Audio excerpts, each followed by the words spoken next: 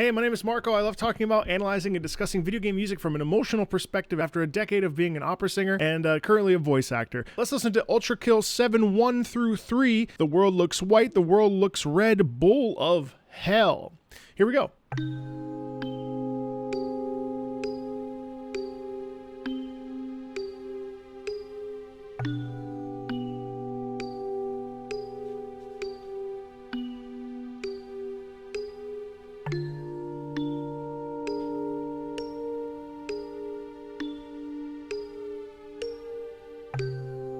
I find this interesting because it's kind of like a children's lullaby, the way that we use the sort of mallet instrument, this like blum bum yum bum bum, is very like, it sounds like a xylophone or something.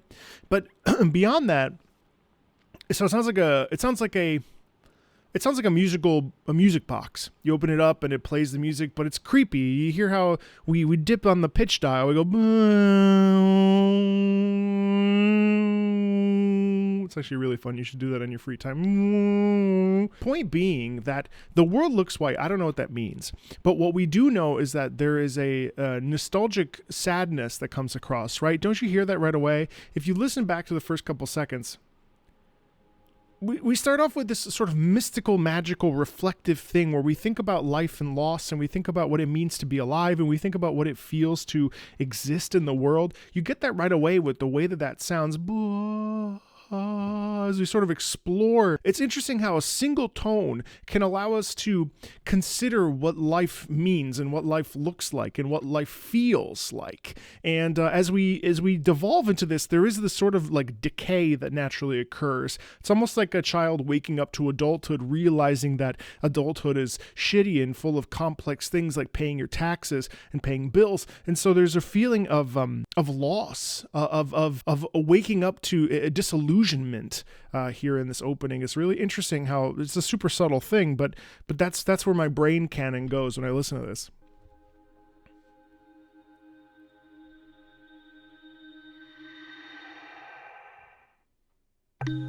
Like even that.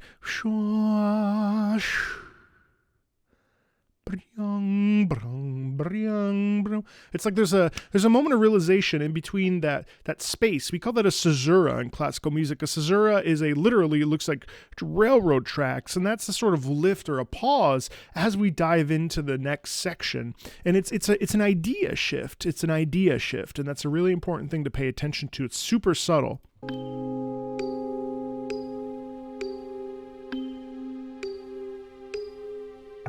Yeah, and right there, brum, brum, brum, brum, brum, brum, brum.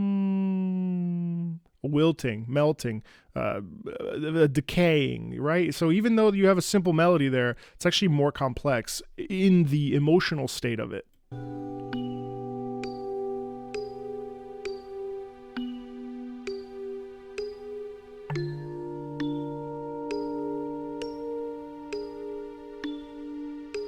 Right there. Big shift there.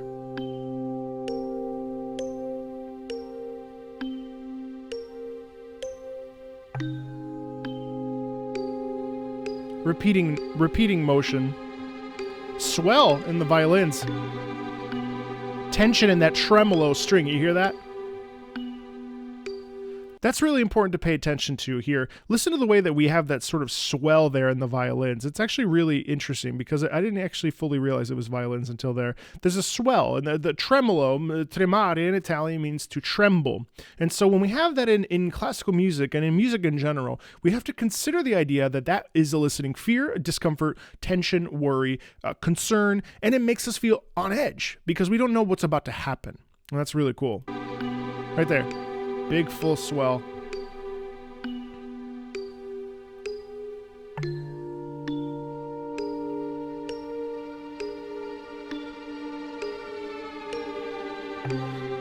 And it's a bigger descent down. It's not this is it's much quicker.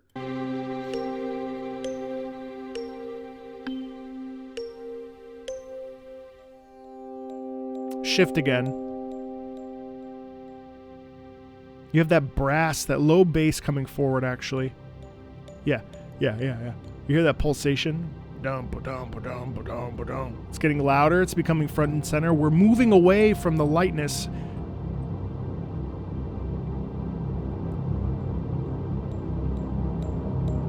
Thunderous sound.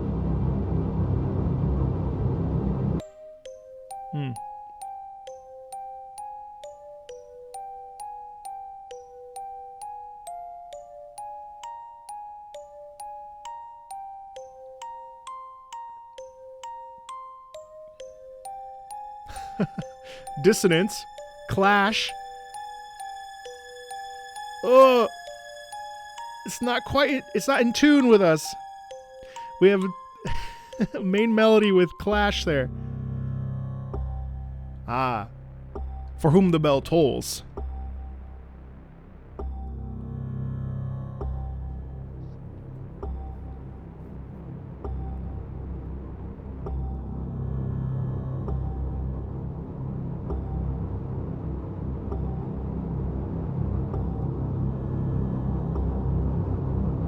Big swell. It invites tension. It invites fear. It invites. It's an uncomfortable feeling there. Of course, that's really the thematic idea there. Throughout that is the discomfort and the possibility for recourse and for seriousness. There's a real feeling in there, especially in the middle section where we have that big brassy sort of takeover, where we're entering into a pit of hell, a pit of danger, a pit of disgust. There's a violence in the air, of course, and then but it's subtle. It's not in your face. It's actually a little bit more mysterious, a little bit more like, I don't know, can I handle this? Is this something I should do? Should I do this? I'm not really sure. There's a little bit of questioning in there, and then as we move into The World Looks Red, we get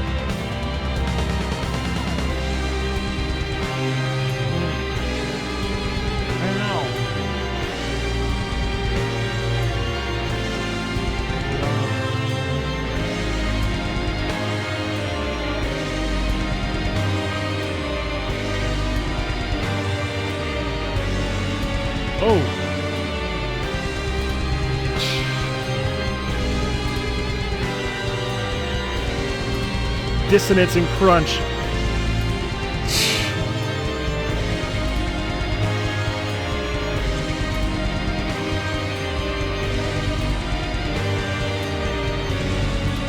Oh.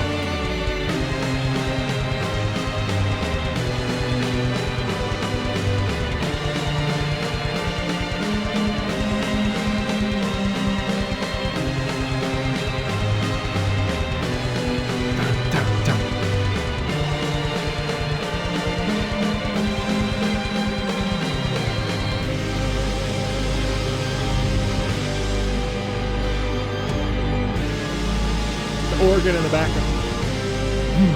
What I really, really like about this is the slow tempo. And I think above everything else, there's actually some really fun, interesting mixtures here where there's like layering that's happening, where we're adding in the organ, adding in the piano. There's a lot of like really virtuosic organ playing that's happening. And also there's a little bit of piano happening as well. And what I'm really struck by is just how slow it is. And I'm struck by that because in The World Looks White, we have this sort of waking up, this coming to a realization, right? And in The World Looks Red, we have the arrival point. We have the face-to-face moment. And what I've noticed in a lot of these tracks in particular is that they tend to be very boisterous, very loud, very in your face, very violent.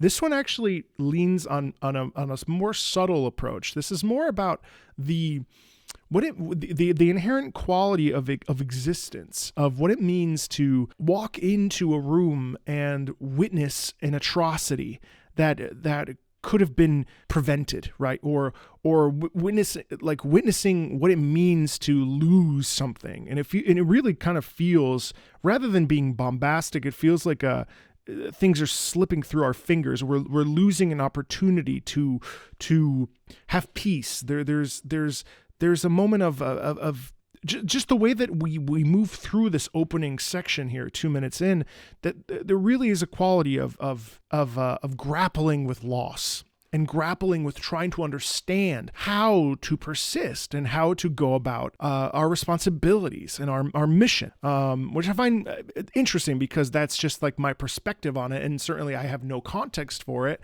I don't even want the context for it because it's fun to play within this world of like, well, what does a soundscape mean? And I think that that's really, really cool. I love how slow and plotty it is.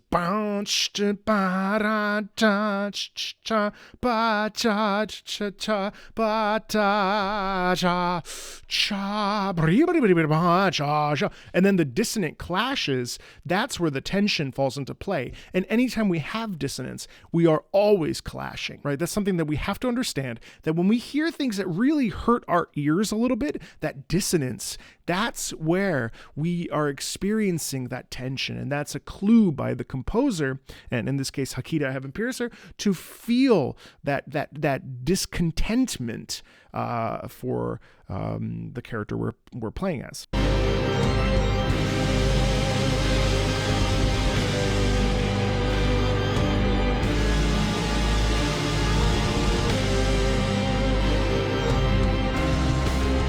Oh shit.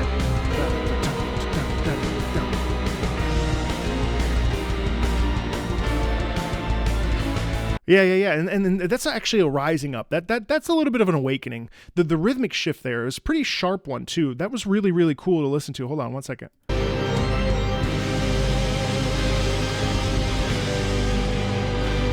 Big.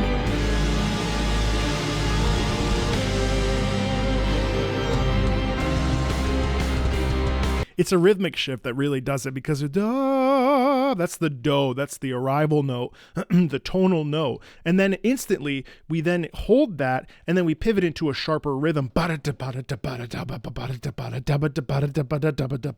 then that rhythmic shift, that's a clue for you to say it's time to go. Right. And so it's a little bit of a different emotional state where we have to switch gears. Literally, we're switching into a faster gear in that case, rhythmically and tempo wise, to then it thrusts us into a new idea mentally about how we're supposed to proceed emotionally. It's still dissonant, though.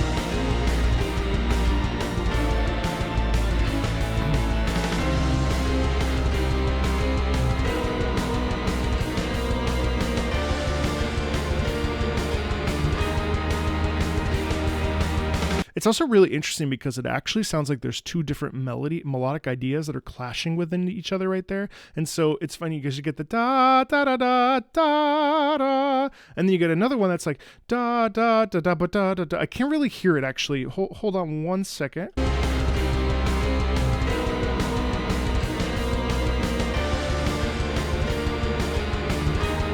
Yeah, da da da da da da da da da. That's a little bit more heroic, while the other one da da ba da. That's a little bit more despondent. So you have this clash of conscious ideas of like, well, okay, well, this is my time to be a hero. This is my time to do what I want to do, but also I'm scared and I'm concerned. It's interesting how there's it's interesting how the melodies blend really well. So there is fear and discomfort, but there's also a little bit of heroism as we spin into this.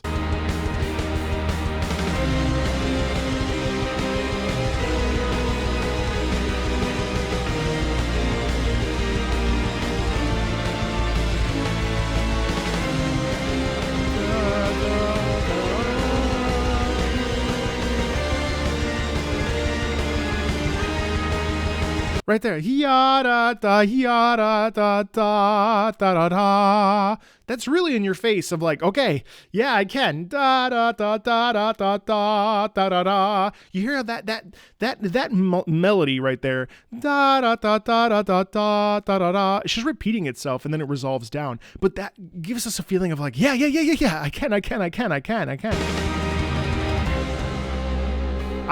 We pull back again. Now it's fear again. Back to that music box from The World Looks White. Also, that's just...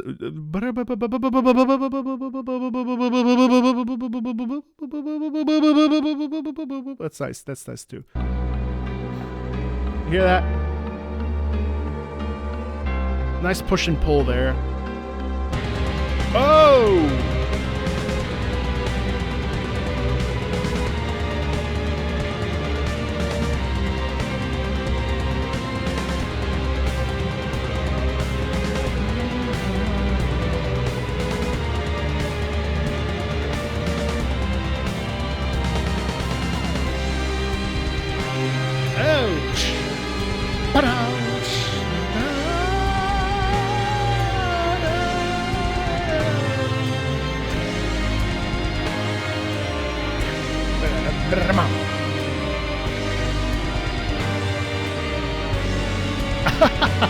Oh, that clash.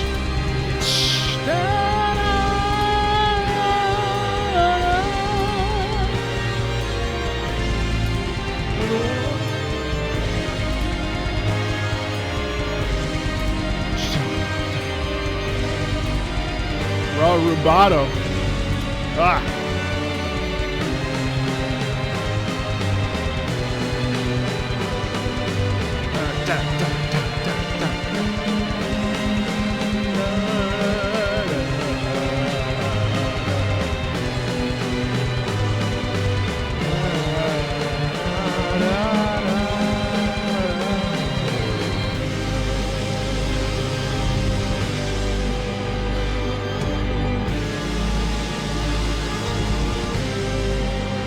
You know, it's funny. There is such a wide disparity between that heroic da ba da ba da da and this other da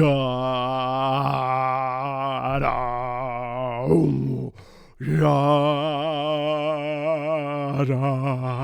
da, which really kind of feels like a dirge to me. You know, so it's sort of like a funeral processional march, right?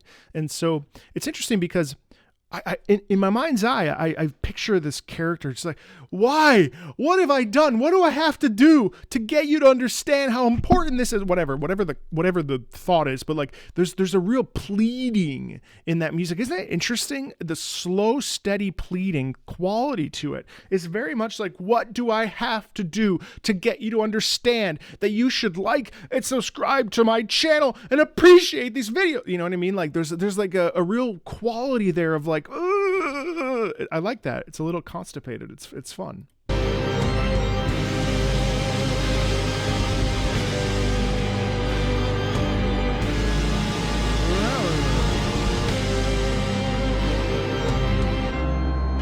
Nice shift.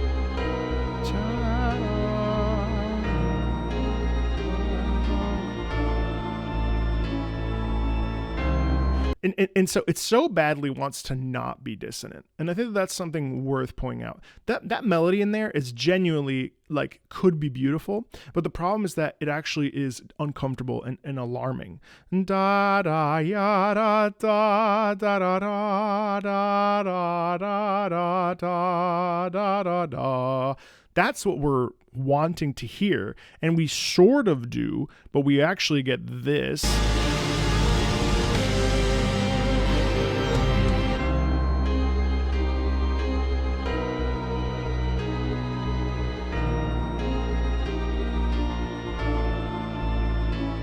Like, there's just a little bit of like subtle clash in there that actually is kind of uncomfy.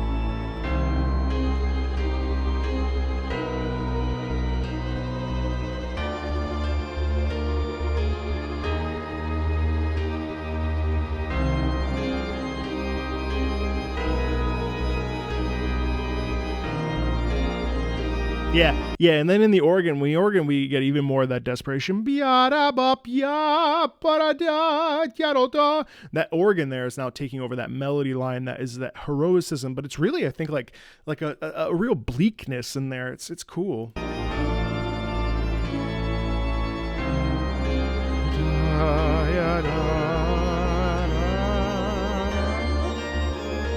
little augmented.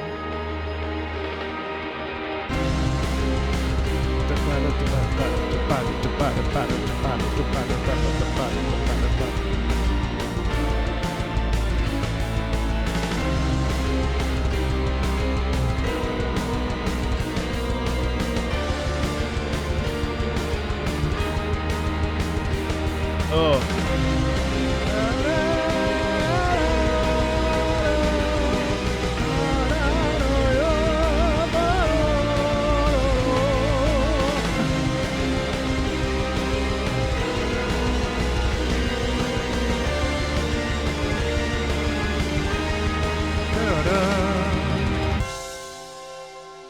Again, we're futzing with the pitch there.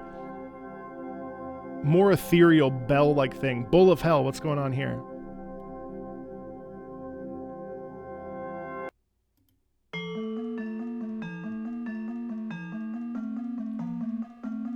Oh, that is uncomfortable.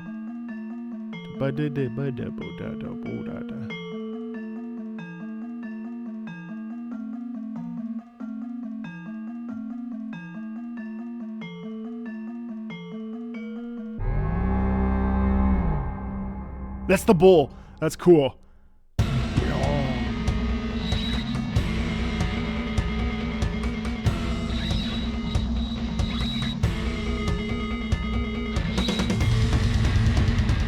Yeah.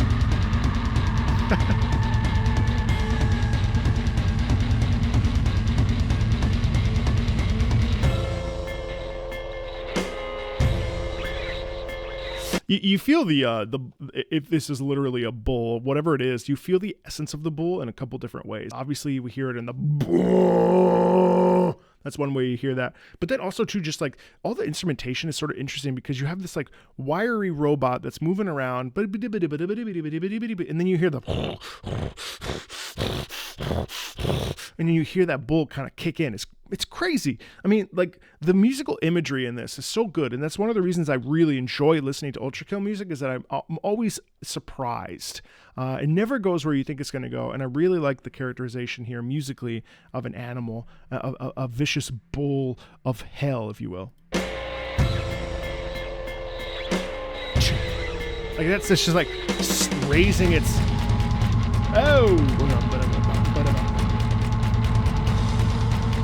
forward momentum rushing towards us. Faster, faster, faster, faster.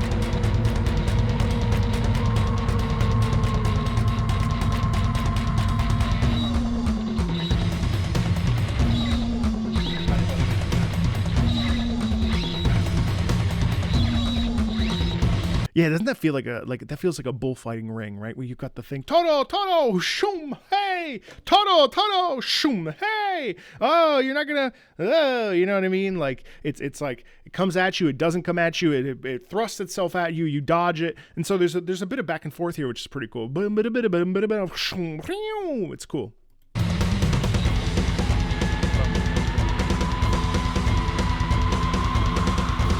That's a scream.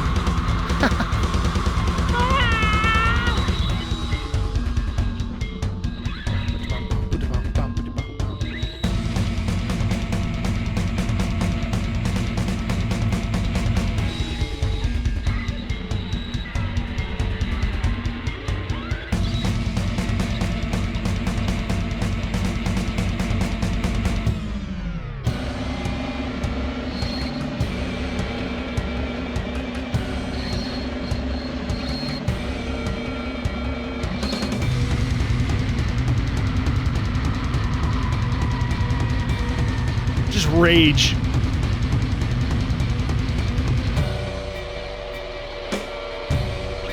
Love this drum pattern.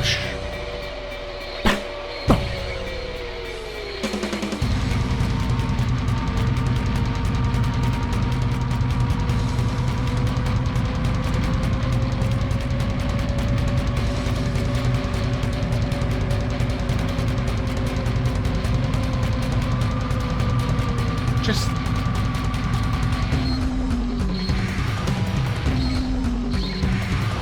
You know what I really like about this? Now, I'm never going to play this for my mother because I think that she would have a heart attack if I showed her this. But what I would like to point out is the brutality in this, that we're using instruments, electric guitar, drums, just like real synthesized stuff to elicit the sound of the animal. And there's this real primal quality there. That stuff is all there to paint that image for us of like a bull. And it's very cacophonous. So just your vocab word of the day means loud as fuck. And it's very cacophonous. It's very, very aurally violent. It is intense. It is brutal. It is dangerous. It is volatile. And it really just makes you kind of like, okay, like, is the track almost over? It's so intense. And it serves a great purpose, I'm sure, in game. Just to have that sort of intensity where there is this real fight with this giant animal, I assume. It's really cool. That push and pull again.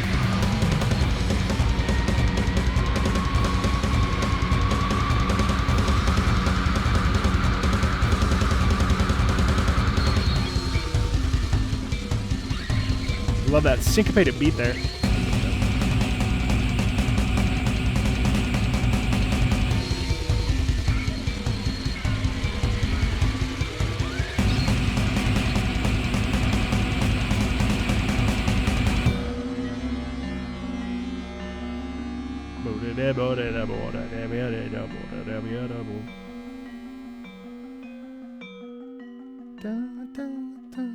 And then this is like super playful. This is the way we started. We bookend with this like sort of playful instrumentation with the bells. Man, that is crazy. I think these really tell a really interesting story. After all, there's 3 themes here. Ultrakill 7-1, theme 1 through 3. I think it's really interesting how we like shift into each of these as we go. And the intensity in here is really, really palpable and intense. Melodically, it's funny because we tease at a melody. We don't necessarily actually get to a melody line. But I think that these pieces serve a really, really good emotional guide for us to feel uncomfortable and to feel on edge. I'm really excited to get to 7.2, 7.3, and 7.4. There's a lot more to uncover and explore. So I hope you'll check out those videos. Feel free to check out more Ultrakill videos here on the channel and more video game music videos if you like that sort of stuff. And as always, thanks a ton, and I'll see you later. Bye.